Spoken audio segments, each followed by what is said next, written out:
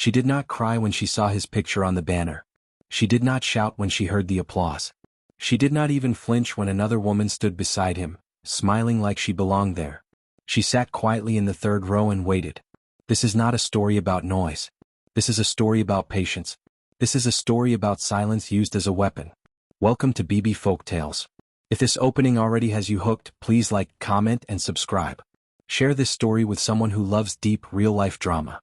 Your support keeps these stories coming, and I promise you this one will stay with you long after it ends. Now sit back and listen. Amaka Okuri was 34 years old. She was not beautiful in the way magazines show beauty, but she had something better. She had presence. When she walked into a room, people noticed the calm in her eyes. They noticed the way she listened more than she spoke. For 8 years she had been Mrs. Chinedu Okuri. For 8 years she had believed in a marriage built on trust. Tonight, in this bright hall filled with celebrating people, she would learn the price of her silence, and the power it held. The first time Amaka felt something was wrong, it was not because of a message or a call. It was because of a smell. Perfume. Not hers. She noticed it on Chinedu's shirt when he came home late on a Thursday night 3 months ago. It was soft and sweet, with notes of vanilla and jasmine. The kind young women wear when they want to be remembered. The kind that lingers on fabric even after washing. Amaka did not ask questions immediately. She only smiled and said, "You must be tired." Chinedu nodded too fast. His eyes shifted to the left, away from her gaze. "Yes, very tired. The project meeting ran late." She helped him remove his jacket. The perfume was stronger on the collar. She folded the jacket carefully, her fingers noting the texture of fabric softener she did not use. Someone else had touched this jacket. Someone else had stood close enough to leave a trace. That night, Amaka lay awake in the darkness, staring at the ceiling fan spinning slowly above their bed. Chinedu snored lightly beside her, peaceful and unaware. She did not wake him. She did not confront him. Instead, she began to watch. She began to remember. She began to plan. They had been married for 8 years. 8 quiet years that had started with hope and promise. Amaka met Chinedu when he had nothing but dreams and a borrowed suit. It was at a church program in Lagos. He was 28, ambitious, and working as a site assistant at a small construction company. His salary barely covered his rent. But when Chinedu talked about buildings and bridges and the future of Nigerian infrastructure, his eyes lit up like stars. Amaka, who had just finished her diploma in business administration, saw something in him that others missed. She saw determination. She saw honesty. She saw a man worth building with. Their courtship was simple. Evening walks. Shared meals of rice and stew. Church on Sundays. Within a year, they married in a small ceremony. Amaka's mother had warned her. "He has nothing," she said. "You will suffer." Amaka had smiled. "We will build together." And they did. She supported him through night classes when he enrolled in a part-time engineering program. She helped him type job applications on her old laptop. She paid some of his fees when his salary could not reach. She believed in him when he stopped believing in himself. Now, 8 years later, Chinedu was a senior project manager. And Amaka was learning that success changes people. When Chinedu finally got promoted to senior project manager at Delta Rise Construction Company in Abuja, Amaka clapped the loudest. She organized a small Thanksgiving at their church. She cooked his favorite meal, ofe nsala with pounded yam. "You deserve this," she told him that evening, watching him eat with satisfaction. "God has rewarded your hard work." Chinedu smiled, but the smile did not reach his eyes. "It is just the beginning," he said. "There is more to come." At home, Amaka remained calm and supportive. Outside, people called her lucky. Neighbors said, "Your husband is going far." Her church members said, "God has blessed your marriage." Her mother, who had once doubted, now boasted about her son-in-law at every gathering. Amaka smiled every time. She played the role of the supportive wife perfectly. She attended company functions when invited. She dressed modestly but elegantly. She laughed at the right moments during conversations with his colleagues. But inside she was beginning to notice changes. Small things. The way Chinedu now checked his appearance multiple times before leaving for work. The way he suddenly cared about cologne brands. The way his phone had become an extension of his hand, always buzzing, always demanding his attention. Then came the announcement. The company was organizing a big celebration party. A grand event for newly promoted senior staff members and their families. Chinedu told Amaka about it on a Tuesday evening. He came home earlier than usual, which itself was strange. There is a party, he said casually, hanging his jacket. For the promotion. The company is hosting it. Amaka looked up from her laptop where she was reviewing accounts for her small catering business. That is nice. When is it? Next Saturday. At Transcorp Hilton. Okay, Amaka said simply. I will find something to wear. Chinidu shifted his weight from one foot to another. Actually, it is a work thing. Just a small event. You know how these corporate gatherings can be boring. Maybe you should. I will come, Amaka said quietly, returning to her laptop. I should be there to support you. He did not argue further, but Amaka noticed the way his jaw tightened. She noticed the way he immediately pulled out his phone and walked to the balcony to make a call. That night, lying in bed, Amaka decided to pay attention to every detail. Something was wrong. She could feel it in her bones, the way you feel rain coming before the first drop falls. Over the next few days, Amaka watched Chinidu transform. He joined a gym. He bought new clothes without consulting her. He started using hair products she had never seen before. He smiled at his phone more than he smiled at her. The invitation card for the party came late, only 3 days before the event. When Amaka opened it, she noticed it was addressed only to Mr. Chinidu Okuri and guest. Not Mr. and Mrs. Okuri, as it should have been for a married couple. She did not mention it. She only placed the card on the dining table where he could see it. Chinidu had also started coming home later. Client meetings, he would say. Site inspections. Budget reviews. The excuses were always professional, always believable. But Amaka noticed his shirts were pressed too perfectly. His shoes were too polished. His mood was too light for someone supposedly stressed with work. One evening while he showered, his phone buzzed on the bed. Amaka did not touch it. She did not need to. She could see the preview of the message on the locked screen. Can't wait to see you tomorrow. Love you. The name on the message was saved as Elo. Just initials. Nothing suspicious to anyone who did not know to be suspicious. Amaka's hands trembled slightly. She placed them on her lap and breathed slowly. While cleaning their bedroom one evening, Amaka found a small envelope inside Chinidu's jacket pocket. The jacket was the one he wore to client meetings.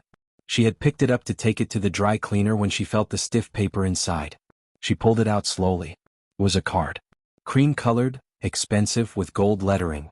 Her eyes scanned the words, "You are cordially invited to celebrate the promotion of Mr. and Mrs. Chinidu Okuri." Mr. and Mrs. Her hands froze. She read it again, slowly, making sure she understood correctly. Below the invitation text was printed, "Hosted in honor of Mr. Chinidu Okuri and his wife, Linda Okafor." Linda Okafor. Oh. Amaka sat down slowly on the edge of the bed. The room seemed to tilt slightly. She placed the card on her lap and stared at it. The gold letters glinted in the afternoon sunlight streaming through the window. For the first time in years her chest felt heavy. Not with tears but with understanding. This was not just an affair. This was replacement. Someone else had taken her place. Someone else was being introduced as Mrs. Okuri. She closed her eyes and counted to 10. Then to 20. Then to 50. When she opened them again, her vision was clear. Her mind was sharp. Amaka carefully placed the card back in the envelope and returned it to the jacket pocket exactly as she had found it. That night, Chinidu came home smiling wider than usual. He brought takeout, Chinese food from the new restaurant downtown. He kissed Amaka on the forehead, something he had not done in months. "Good news," he announced, setting the food on the dining table. "They say I may become regional head soon. The MD mentioned it today." Amaka arranged plates and served the food. "That is wonderful news," she said, her voice steady and warm. "You have worked so hard for this." "Yes," Chinidu said, already eating. "All the sacrifices are paying off." Sacrifices. The word hung in the air. Amaka wondered what sacrifices he meant. The nights he claimed to work late? The weekends he said were for site inspections? The version of himself he had killed to become someone new? "I am proud of you," she said, and she meant it in a way he would never understand. She was proud of herself, for keeping her face neutral, her voice calm, her hands steady as she served rice onto his plate. Chinidu relaxed. He talked about his projects, his ambitions, his plans. He talked like a man with nothing to hide. And that was when Amaka knew something crucial. Her silence made him careless. Her calmness made him confident. He had mistaken her peace for ignorance. That night he fell asleep quickly, satisfied and content. Amaka lay awake planning. The next morning Amaka made a phone call. She dialed a number she had not used in months. Her old friend Halima, who worked in human resources at a consulting firm that handled recruitment for several companies, including Delta Rise Construction. Halima, Amaka said when her friend picked up. Her voice was steady. I need your help with something. Quietly. There was a pause. Halima and Amaka had known each other since university. They understood each other's silences. What do you need? Halima asked, her tone immediately serious. I need you to check something for me. In the employee records at Delta Rise Construction. My husband's file specifically. Another pause. Amaka, are you sure you want to know? I am already sure, Amaka replied calmly. I just need confirmation. Halima sighed. Give me 1 day. Amaka thanked her and hung up. She did not feel anxious. She felt clear. Like someone who had been walking in fog and finally found a path. While waiting for Halima's call, she began gathering documents. She moved methodically without rushing. Marriage certificate from 2017. Joint bank account statements showing her contributions. Property documents for their apartment showing her name as co-owner. Receipts for school fees she had paid during his part-time program. Evidence of transfers she made when his salary fell short. Everything was there. Everything was documented. She organized them in a blue folder and placed it in her wardrobe. Halima called the next morning while Amaka was preparing breakfast. Chinedu had already left for work, whistling as he closed the door behind him, a happy man with no worries. Amaka, Halima said slowly when she answered. Her voice carried the weight of bad news. I checked. Tell me, Amaka said, sitting down at the dining table. Your husband listed Linda Okafor as his wife in his office records. She is down as his next of kin. She is listed as his spouse on his health insurance. She is the beneficiary on his life insurance policy. The kitchen was very quiet. Amaka could hear the clock ticking on the wall. She could hear a neighbor's generator starting up. She could hear her own breathing. When did he change it? She asked. 6 months ago. Right after his promotion came through. Thank you, Halima. Amaka, I am so sorry. Do you want me to? No, Amaka said gently. You have done enough. Please keep this between us. She hung up and sat in the silence for a long moment. She did not cry. She did not scream. She did not throw things or call Chinedu to confront him. Instead, she stood up, finished preparing breakfast and ate slowly. She needed her strength. She needed her clarity. She had work to do. That afternoon, Amaka dressed in a simple navy dress and took a taxi to Victoria Island. She had made an appointment with a lawyer, Mrs. Adiz Nwosu, a woman whose name she had found through careful research. A woman known for handling matrimonial cases with precision and discretion. The office was clean and professional. Mrs. Nwosu was in her 50s, with gray streaks in her hair and sharp eyes that seemed to see everything. Mrs. Okari, she greeted, gesturing to a chair. Please sit. How can I help you? Amaka placed the blue folder on the desk. My husband is planning to replace me, she said simply. I do not want drama. I do not want scandal. I want truth. And I want protection. Mrs. Nwosu opened the folder and began reading. She took her time, examining each document carefully. When she finally looked up, there was respect in her eyes. You have come prepared. I have been building this marriage for 8 years, Amaka said. I know what I have invested. What do you want as an outcome? The lawyer asked. Amaka leaned forward. I want him exposed. Not because I am bitter. But because lies should not be rewarded. I want people to know the truth. After that, I want a fair settlement. I want what I contributed recognized. And then I want to walk away with my dignity. Mrs. Nwosu nodded slowly. You are thinking very clearly. Many women who come here are emotional.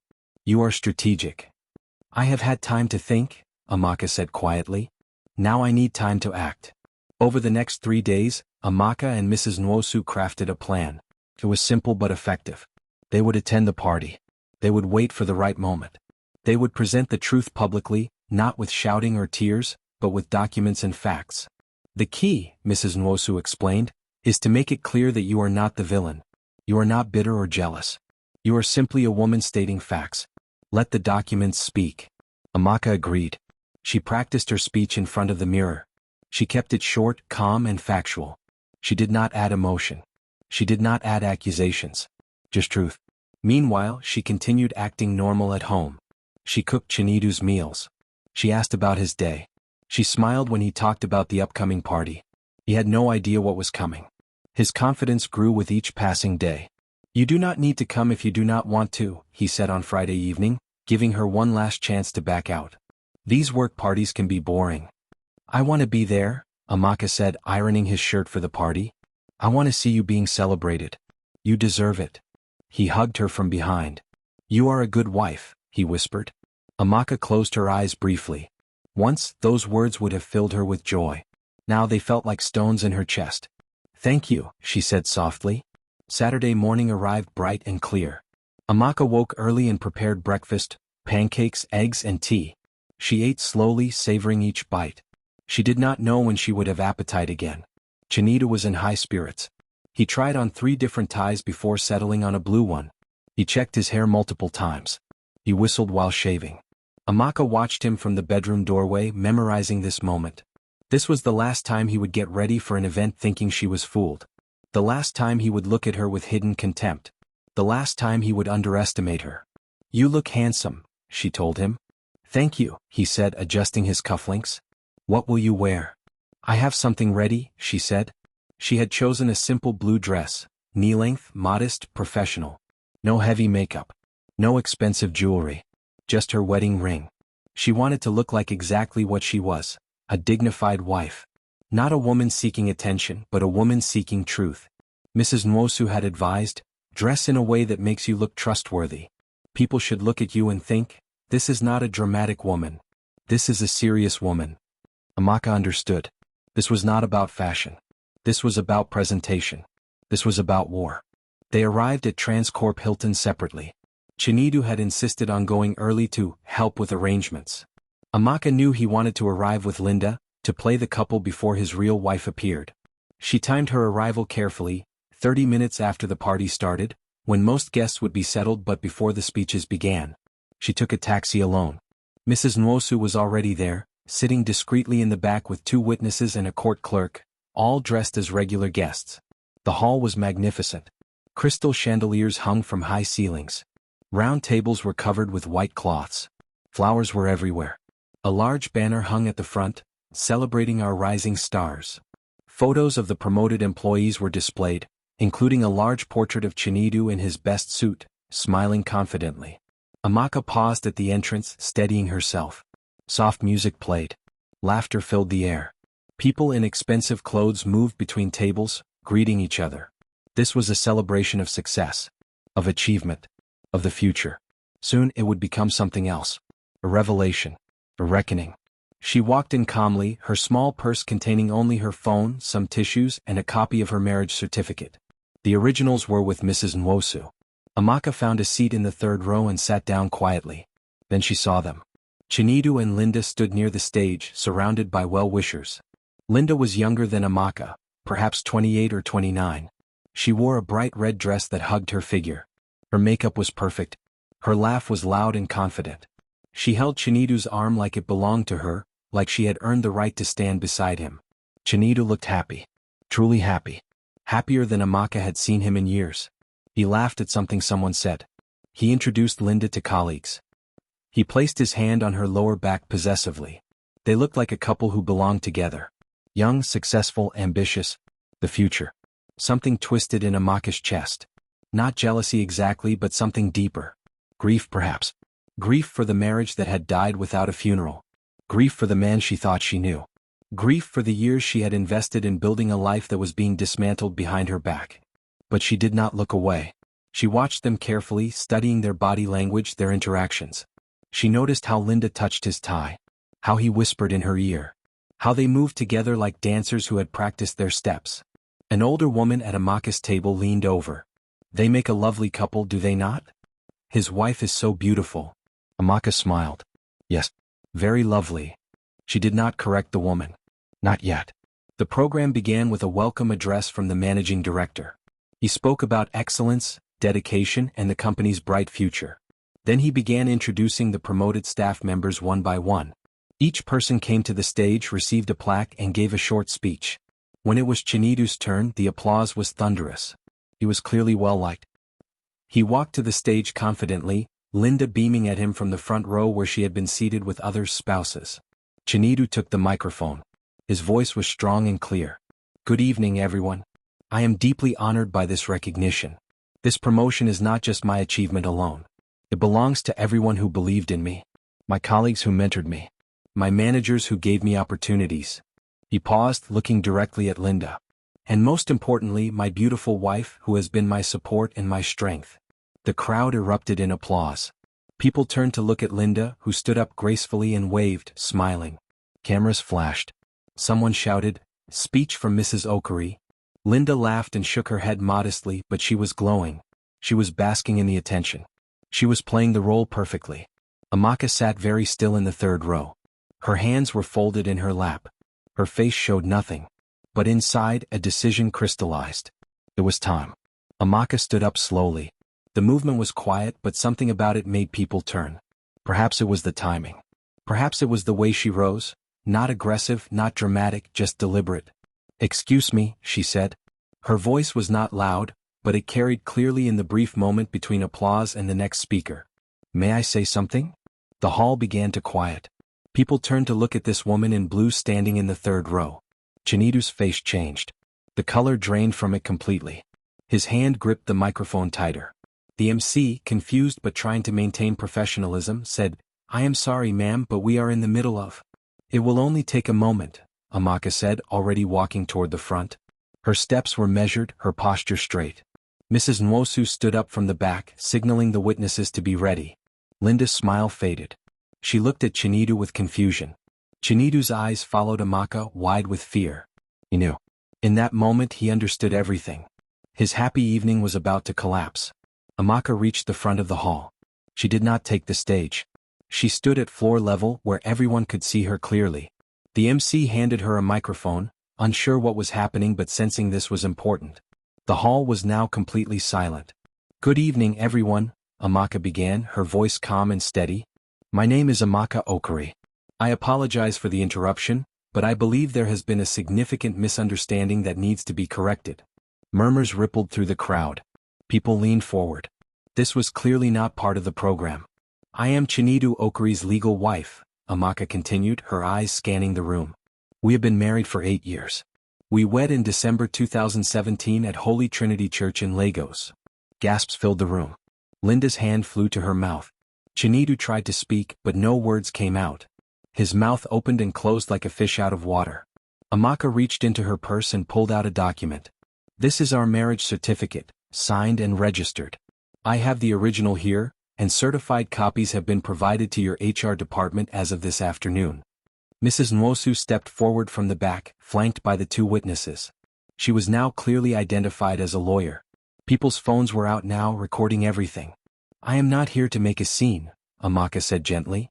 "I am not here out of anger or bitterness. I am here simply to state the truth because truth matters. Truth should not be buried for convenience." She turned to Linda, her expression softening. "I am especially sorry to you, Miss Okafor. This is not your fault." Linda stood frozen, her red dress suddenly seeming too bright, too loud. Tears were streaming down her face, ruining her perfect makeup. "That is not true," she whispered, though even she seemed unsure. He told me he was divorced. He said you left him years ago." The crowd gasped again. This was better than any drama they had watched on television. This was real. Raw. Devastating. "I have never left," Amaka said, her voice still gentle. "I have been at home cooking his meals, managing our household and supporting his career. Just as I have done for 8 years. She pulled out more documents. "These are bank statements showing joint accounts. Property documents showing my name alongside his on our apartment lease. Receipts from when I helped pay his school fees during his part-time program." Mrs. Nwosu approached the company officials who were now standing, looking shocked and uncomfortable. She handed them a full folder of documents. "Everything is here for your verification. This is not an accusation. These are facts. Legal, documented facts." Chinidu finally found his voice. "Amaka, please. Not here. We can talk about this at home. This is not the place." "When would be the place?" Amaka interrupted, her voice still calm but now with an edge. "When you moved Linda into our life completely. When you erased me from your records. When you made her your beneficiary. When exactly should I have spoken?" Amaka turned back to the crowd. Many women were nodding now, understanding beginning to dawn in their eyes. This was not just one woman's story. This was a familiar story.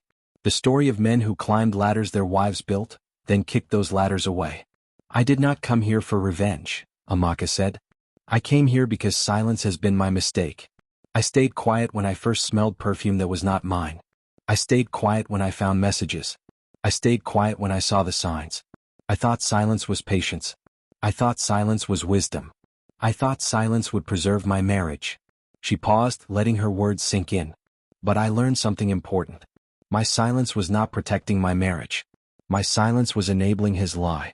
My silence was not strength. It was giving him permission to erase me. Linda had sat down now, sobbing openly. Some women from nearby tables had moved to comfort her. The mood in the room had shifted entirely. This was no longer a celebration. This was a courtroom. A confession. A moment of truth. You used my silence as comfort, Amaka said, finally looking directly at Chinedu. You thought my quietness meant I did not see. You thought my calmness meant I did not know. You thought my patience meant I would accept anything. Chinedu's face was wet now. Whether from tears or sweat, it was hard to tell. I am sorry, he whispered hoarsely. I am so sorry. Do not apologize to me here, Amaka said firmly. Apologies made under pressure mean nothing. If you were truly sorry, you would have told the truth before tonight. You would have been honest with Linda. You would have respected the 8 years I invested in your dreams. She turned to address the company officials directly. I am not asking you to reverse his promotion. He earned that through his work. But I am asking that your records reflect the truth. I am asking that his marital status be corrected. I am asking that his benefits reflect his actual legal family. The managing director, clearly uncomfortable but trying to maintain control, nodded. Mrs. Okari, we will certainly review this matter immediately. This is highly irregular and concerning. Thank you, Amaka said. She looked around the room one last time. So many faces. Some shocked. Some sympathetic. Some judgmental. Some admiring. She did not care about their opinions anymore. She had done what she came to do. I will leave you to continue your celebration, she said. I only came to ensure that truth was present in this room tonight. That is all. She handed the microphone back to the stunned MC and turned to walk away. Her legs felt shaky, but she kept her back straight, her head high. Mrs. Nwosu fell into step beside her, along with the witnesses. Behind her, the hall remained silent. Then, slowly, someone started clapping. A woman. Then another. Then more.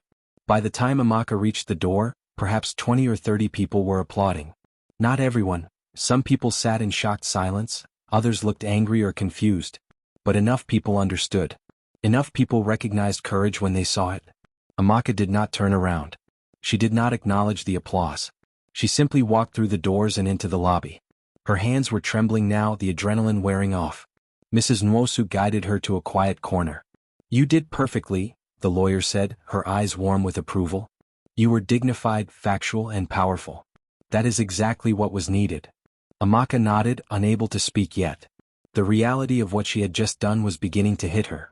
She had just ended her marriage publicly. She had just exposed her husband in front of his colleagues, his bosses, his friends. She had just changed her entire life in the space of 10 minutes.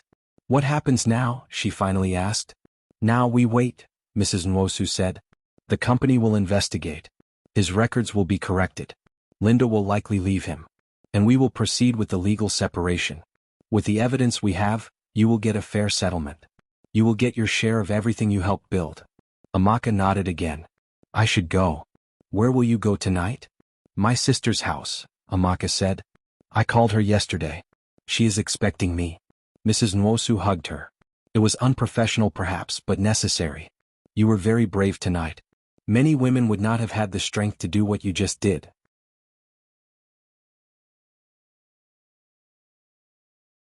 Amaka took a taxi to her sister Adaora's house and was 2. Adaora was waiting at the door when she arrived, her face full of concern and pride. She did not ask questions immediately. She just hugged Amaka tightly and led her inside. Are you okay? Adaora asked when they were seated in her living room with hot tea. I do not know, Amaka said honestly. I feel like I am floating. Like nothing is real. What you did tonight, Adaora shook her head in amazement. Amaka, you were incredible. Obi called me. His colleague was at the party. He said you spoke like a queen. Calm, powerful, unshakable. Amaka smiled weakly. I did not feel unshakable. I felt like I was breaking into 1,000 pieces. But I could not let him see that. I could not let anyone see that. That is strength, Aora said firmly. Real strength is not feeling no fear. Real strength is being terrified and doing what needs to be done anyway. They sat in comfortable silence for a while. Then Amaka's phone began buzzing. Messages were flooding in. From friends who had heard about the party. From church members. From old colleagues. From women she barely knew, sending messages of support. Her story was spreading, traveling through WhatsApp groups and phone calls, rippling out into the community. You should rest, Aora said gently.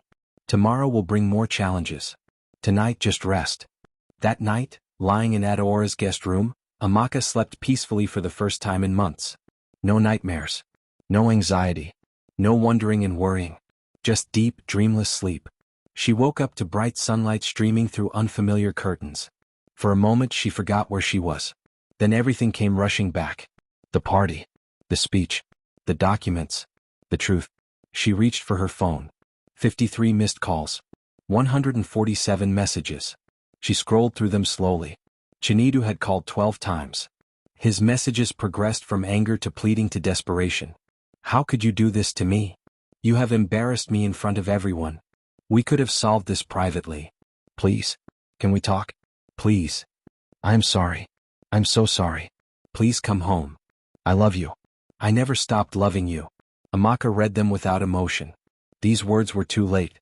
Words spoken after exposure meant nothing. She did not reply.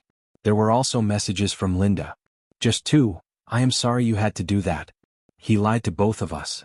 And then, thank you for telling the truth. I am leaving him. Amaka felt a strange kinship with this girl she had never properly met. They were both victims of the same deception. Both loved the same lie. But mostly the messages were from other women. Women sharing their own stories. Women thanking her. Women saying they finally found the courage to speak their own truths. Some people said Amaka was too calm. Others said she was too calculated. Her mother called, crying, asking why she had to make it so public. You have embarrassed the family, she wept. But Amaka did not argue with anyone. She did not defend herself. She did not explain. She simply existed in her truth. 3 weeks later, the divorce proceedings began. Chinedu tried to contest it, claiming the public exposure had damaged his reputation and cost him the promotion. But the evidence was clear. The lies were documented. The company had already corrected his records and issued a formal reprimand. Linda had submitted her own statement confirming the deception. The settlement was fair. Amaka received her share of their joint assets. She received compensation for the investments she had made in his education and career. She received what she had earned through 8 years of partnership. 6 months after that night at the Transcorp Hilton, Amaka opened her own catering business. She named it Quiet Strength. The logo was simple, a calm blue background with elegant gold lettering. When people asked her about the name, she would smile and say, because silence is not weakness. Silence is control. It is power. It is knowing when to speak and when to wait. It is understanding that the right words at the right time are more powerful than shouting in the wrong moment. She had learned something that would stay with her forever. Silence is only weakness when it protects lies. But when silence is gathering truth, when silence is building strategy, when silence is preparing justice, that is when silence becomes the most powerful weapon of all. Thank you for reading. She sat quietly at his promotion party. If this story moved you, please like, comment, and subscribe to BB Folktales for more powerful stories about courage, truth, and justice. Share this with someone who needs to hear it. Your support means everything. Remember, your silence is your choice. Use it wisely.